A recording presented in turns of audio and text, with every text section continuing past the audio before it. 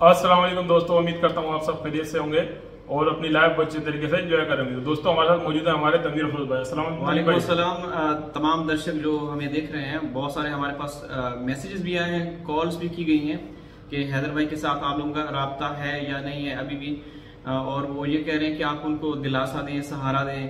तो ये भी आप लोगों के साथ डिस्कस करेंगे। और हैदर भाई की वालिदा मोहतरमा जब इस दुनिया से रुखसत हुई तो मतलब आखिरी लम्हात में उनकी क्या ख्वाहिश थी और क्या अल्फाज थे, आखिर में उन्होंने क्या बोले, तो वो भी आप लोगों के साथ इस वीडियो के अंदर शेयर करेंगे। बिल्कुल। तो दोस्तों बहुत दुख की बात है कि एक माँ लगभग 14 महीनों से तड़प रही थी, बच्चों के लिए तरस रही थी। बिल आखिर वो अल्लाह मियाँ को प्यारी हो गई, हसरतें लेकर गई। वो चाहती थी कि मैं बच्चों से मुलाकात कर सकूं, बच्चे मेरी गोद में आए, उनके साथ जिस तरीके से दादी और बच्चों का प्यार होता है, दादी पोतों का प्यार होता है, वो चीजें। तो बदकिस्मती से दूसरी तरफ ऐसा देखने को नहीं मिला, बल्कि जब हैदर भाई 5-6 महीने पहले एक बात शेयर की थी कि मेरी वालिदा बहुत ज्यादा बीमार है और अगर कुछ होता है मेरी माँ के साथ, तो उन्होंने ये वीडियो में कहा था कि मैं तो अल्लाह ताला से ये दुआ करूंगा कि अल्लाह ताला मुझे पहले संभाल ले।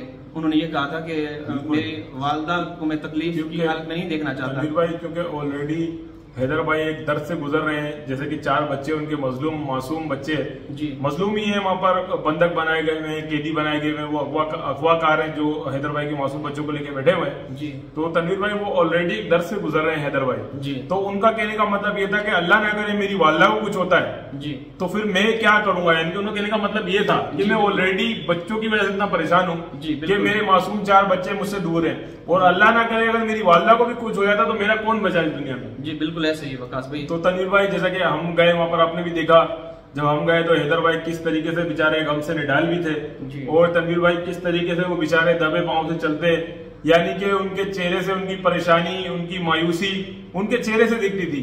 क्योंकि तनवीर भाई जब हम वहां पहुंचे, जिस तरीके से गले लग के कितना ज़ारों कतार रोए, इतना रोए, यकीन करें कि हम लोग यहाँ बयान नहीं कर सकते।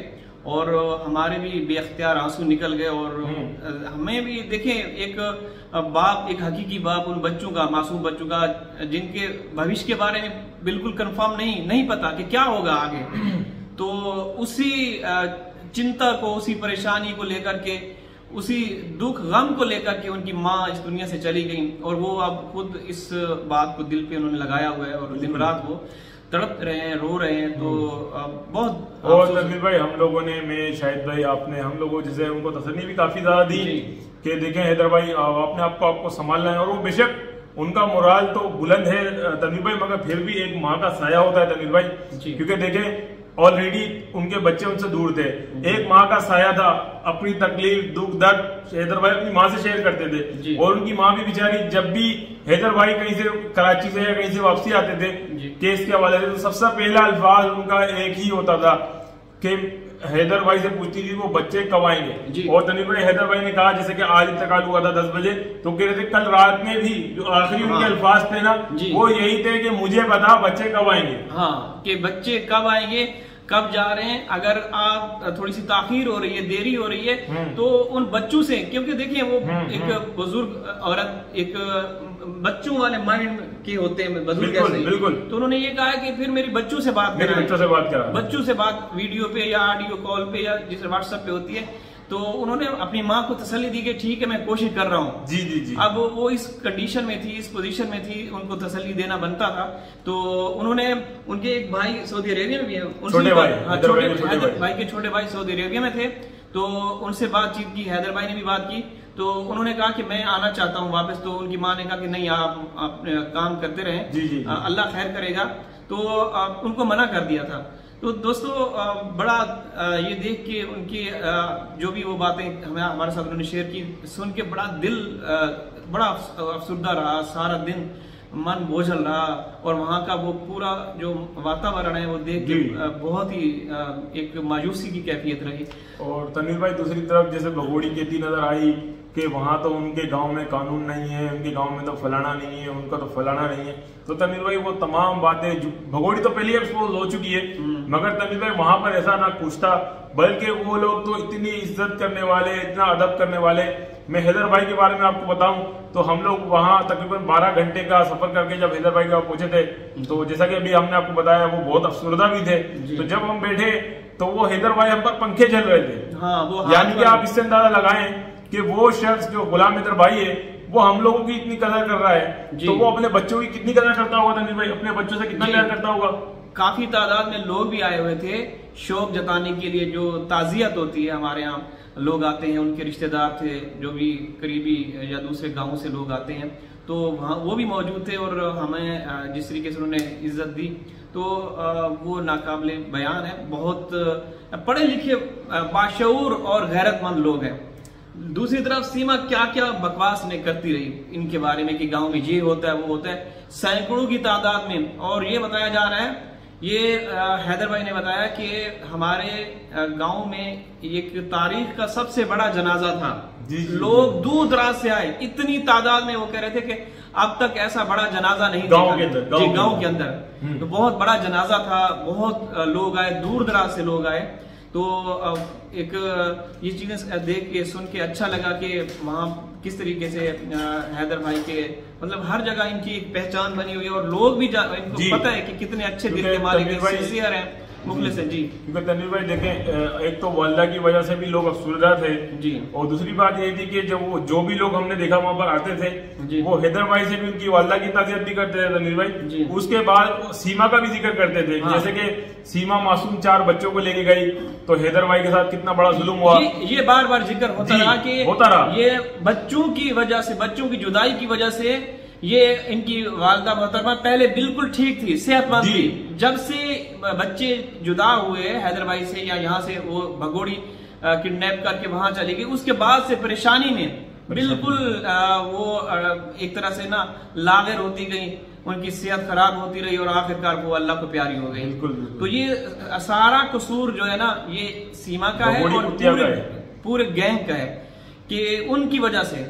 और वो ढीठ औरत क्या कहती है लाइन में आके कि वो मेरी सगी सास तो थी नहीं। हाँ। ठीक है, तो तुम ये बताओ जो तुम जहाँ जिस जगह पे रुकी हुई, जो तुम्हारी वो भैंस के मुंह वाली, जो उसका नाम पता नहीं क्या है, हाँ, उसकी रितु या जो भी है, तो वो तुम्हारी सगी सास है, वो ये बताओ। और तुम्हारे जो मियाँ है, ये जो लप्पू, ये सगे हैं, नामाद किन्नर छक्का, तो ये तुम्हारे सगे हैं। तुम्हारा कौन सगा है वहां पे, तू ये बता, तुम्हारा कौन सगा है?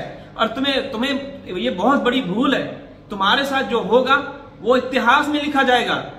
तू अभी भी लाइव में आके जिस तरीके से बकवास कर रही है, जिस तरीके से हैदर भाई जो कि टूट चुके हैं, तुमने तोड़ा है उसको। बिल्कुल, अभी भी तू हैदर भाई के खिलाफ बकवास कर रही है। शर्म से डूब मर। तमीर भाई इसने हैदर भाई की पीठ में छुरा घोंपा है जी, हैदर भाई के एतमाद को ठेस पहुंचाई है।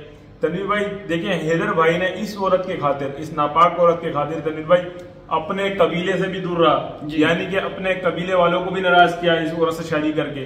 क्योंकि जब हैदर भाई ने इस औरत से कोर्ट मैरिज किया तो सीमा के घर वाले भी हैदर भाई से नाराज थे, उनको मनाया। तो एक वो होता है तनवीर भाई, जुर्माना कहते हैं उसको जी। तो भगोड़ी क्या बोलती है, मेरे को बेचा। ये बेगैरत तो जब अपने वालदेन की इज्जत नहीं रख सकी तो किसी की क्या रखेगी। ये कहती है कि मेरे पापा ने पैसे लिए थे, मुझे बेचा था। अरे बेगैरत औरत, पापा ने पैसे नहीं लिए थे, वो जुर्माना लगाया गया था जी। जो काम तूने किया था, हैदर भाई को तूने वर्गलाया, फुसलाया, अपने जाल में फंसाया और कोर्ट मैरिज किया, उस पर जुर्माना लगा था तमीर भाई। हैदर भाई ने उसके भी 8 लाख रुपए भरे थे जी। बिल्कुल। और दूसरी बात ये अपने पापा या पेरेंट्स की बात करती है, मुझे ये बताइए सीमा, तू हमारी वीडियो से देखती रहती है, तूने उनको भी नहीं छोड़ा, उनके ऊपर तुमने इल्जाम लगाए कि किस तरीके से उन्होंने शादी की। ठीक है, तुम अपने बाप से कितनी नफरत करती थी वो भी दुनिया को पता है। आखिरी वक्त जब बिस्तर मर्ग पे थे आईसीयू में, तुम्हारे वालिद रीमा ने तुम्हें बोला था कि तुम आ जाओ, तो तुम अपने मजे पता नहीं किन चक्रों में थी, गुलछड़े उड़ा रही थी, तो तू नहीं आई। और तू ये कहती है कि ये जो घर है ये मुझे मेरे बाबा ने दिया है। और बाबा जो बिस्तर मर्ग में थे उसको तुम देखने तक नहीं गई, आखिरी जब वो सांसें ले रहा था तो उसके पास नहीं गई, तो वो किस तरीके से तुम, अच्छा तुम इतनी लाडली थी, तुम इतनी प्यारी थी, तुम इतनी फर्माबरदार थी, तुम इतनी इज्जतदार थी कि घर तुम्हें दिए, बाकी बहनों को घर नहीं दिया। तन्वीर भाई ये चौंकाने वाली बात है जी कि ये बोलती है मेरे को मेरे बाबा ने घर दिया था, तो भाई तू अपने पापा की इतनी प्यारी थी, तुझे घर दे दिया, रीमा को नहीं दिया, आसिफ को नहीं दिया, सुमेरा को नहीं दिया, तो रीमा तो आज भी किराए के घर में रहती है। अरे प्यार तो इसका नजर आता है ना, तो अपने माँ बाप पे इल्जाम लगा रही है, जो कौन सा प्यार है जो तू इल्जाम लगा रही है, इसका मतलब है तू अपने बाप से, अपनी माँ से पहले से ही नफरत करती आ रही थी। तो ये तो तुम्हारा झूठ साबित हुआ कि घर मेरा, ये हैदर का घर नहीं था, मुझे बाबा ने घर दिया था, तो बाकी बहनों को नहीं दिया। बेशरम। ये तन्वीर भाई नंबर 1 की झूठी है, और शुरू से लेकर अब तक तमाम ही झूठ बोलते जाइए। तो तन्वीर भाई इस वीडियो से लेते हैं यार, फिर मिलेंगे हम नेक्स्ट वीडियो में। अल्लाह हाफिज। वीडियो लाइक कर दीजिएगा, चैनल को सब्सक्राइब कर दीजिएगा। इंशाल्लाह हाजिर हूँ किसी और वीडियो में, तब तक अल्लाह हाफिज। अल्लाह हाफिज।